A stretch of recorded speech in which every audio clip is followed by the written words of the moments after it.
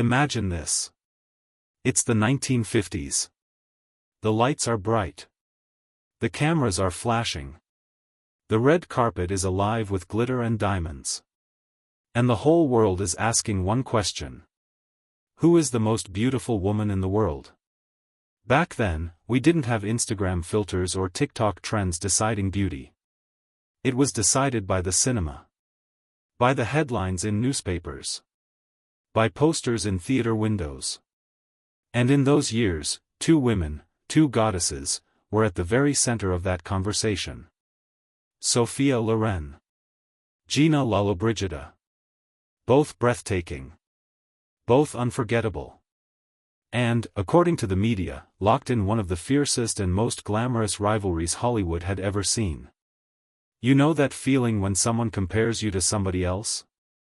Maybe it's at school, you hand in your project, and the teacher says, "Oh, it's good, but did you see what Sarah did?" Or at work, your boss says, "Nice job, but John really nailed it this time." Or maybe it's at home, where family members drop those casual comparisons between siblings or cousins. Sometimes it feels flattering, like, wow, they think I'm in the same league as this other person. But other times, it comes with this tiny sting. That pressure to keep up. That little voice in your head saying, okay, now I have to be just as good, or better. Now, imagine that exact feeling, but instead of a classroom or an office, it's the entire world watching. Millions of people, all talking, all judging, all deciding who's better. And not in a private, quiet way, no, this is in newspapers, on magazine covers, in every movie review, in every gossip column. That was the reality for Sophia Loren and Gina Lollobrigida. And their story, it's not just a tale about beauty. It's about perfect timing, unique personalities, the unstoppable force of the media, and how two women became timeless icons by mastering the game in their own ways. So, let's rewind the clock. Picture Italy right after World War II. The streets are coming alive again. Markets are bustling. People are filling cafes, sipping espresso, and talking about a brighter future. The air is thick with optimism. And the Italian film industry? Oh, it's thriving. Studios are cranking out films that capture the beauty, humor, and spirit of the country. And in this exciting, glamorous new chapter, two young women step into the spotlight. First, there's Gina Lollobrigida. She's the first to capture international fame. Her look is striking, dark eyes that seem to hold 1,000 secrets, lips that could cut glass, and cheekbones that make you wonder if she was carved by Michelangelo himself. She has this magnetic confidence, the kind of star power you can't fake. People didn't just watch her, they were drawn to her. Her beauty was so celebrated that she starred in a movie literally titled The Most Beautiful Woman in the World. And honestly, no one doubted the title. Then, along comes Sophia Loren. And Sophia, well, she's a different kind of breathtaking. She's tall, with an hourglass figure that looked like it belonged on a movie poster. Her eyes are wide and warm, full of life. Her smile? It's not just pretty, it's electric. When Sophia smiled, you felt it in your chest.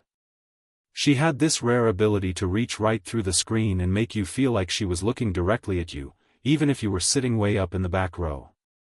For a while, it seemed like there was plenty of space for both to shine. But the media?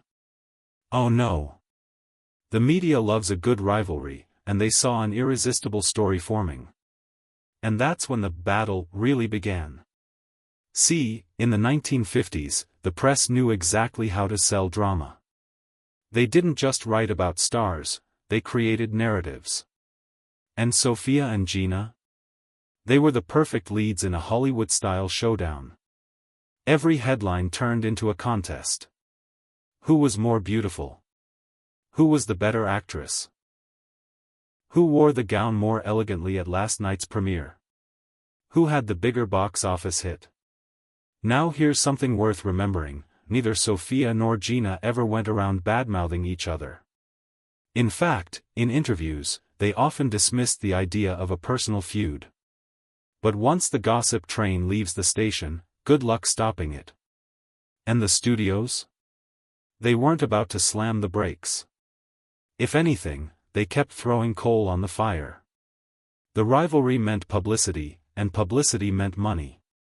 Every dramatic headline, every so-called fashion showdown, kept their names on everyone's lips. The whole thing became like a chess match. If Gina accepted a prestigious role in a lavish European production, Sophia would soon be announced as the lead in a major Hollywood picture. If Sophia signed a lucrative contract with a big American studio, Gina would make waves with a bold performance in Italy or France. Back and forth, move after move, keeping each other, and the public, on their toes. But here's the thing that makes this story even more fascinating.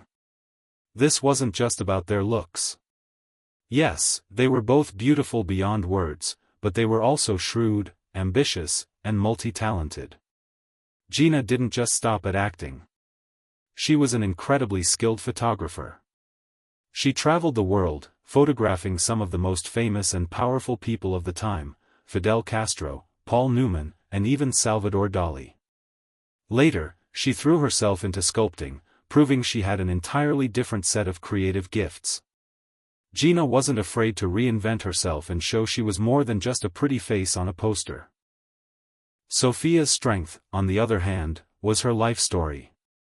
She grew up in Naples in real poverty.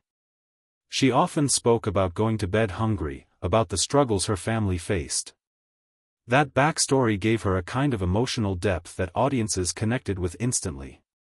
She embodied glamour, yes, but she also radiated humility. She had this way of making you feel like she was still that girl from Naples, even when she was dripping in diamonds on the red carpet. In their own ways, they both became symbols of Italian beauty and charm. But their styles were so different. Gina was fiery, bold, and unapologetically commanding. Sophia was soft, magnetic, and warm. And both knew exactly how to use those strengths to their advantage. But here's where the plot thickens. People started noticing something strange. Despite being two of Italy's biggest stars, Sophia and Gina were almost never photographed together. No cozy backstage pictures. No side-by-side poses at film festivals. And on the rare occasions when they ended up at the same event, they kept their distance. The most famous example came in the 1960s at a glittering Hollywood party. Both women were in attendance, each looking like they'd stepped right out of a dream. But instead of mingling and exchanging pleasantries, they stayed at opposite ends of the room. The photographers pounced, snapping every moment. The next morning, newspapers around the world splashed those photos with headlines like, "The Icy Silence," and "The Beauty Queens Who Won't Speak." And just like that, the rivalry wasn't just a whispered rumor anymore. It became a solid, unshakable piece of Hollywood legend.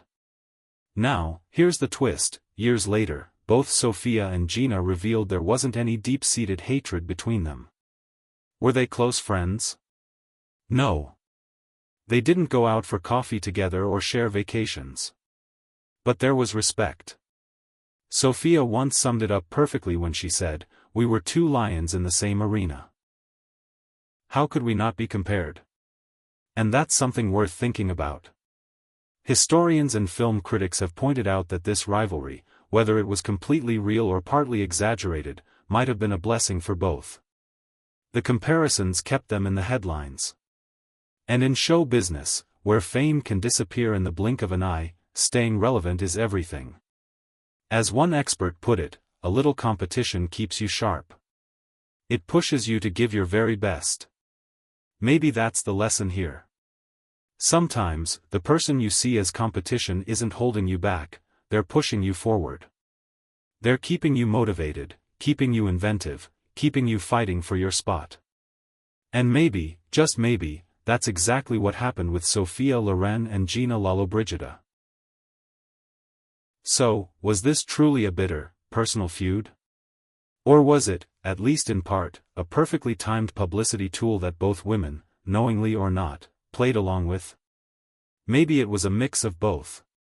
Either way, it left us with one of the most glamorous and enduring stories in Hollywood history.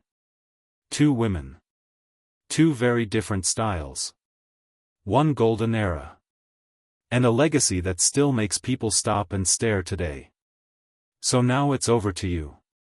Do you think they were real rivals? Or do you think it was all part of the show? Let me know what you think in the comments. I'd love to hear your perspective. And if you enjoyed this little trip into the past, you'll definitely want to check out my video on Elizabeth Taylor and Debbie Reynolds, the scandal that shook Hollywood to its core. And hey, if you're into stories that mix beauty, history, and just a pinch of drama, make sure to hit that like button, subscribe, and join our little film-loving family. We've got plenty more where this came from. Who knows? The next story might just change the way you see your favorite stars forever.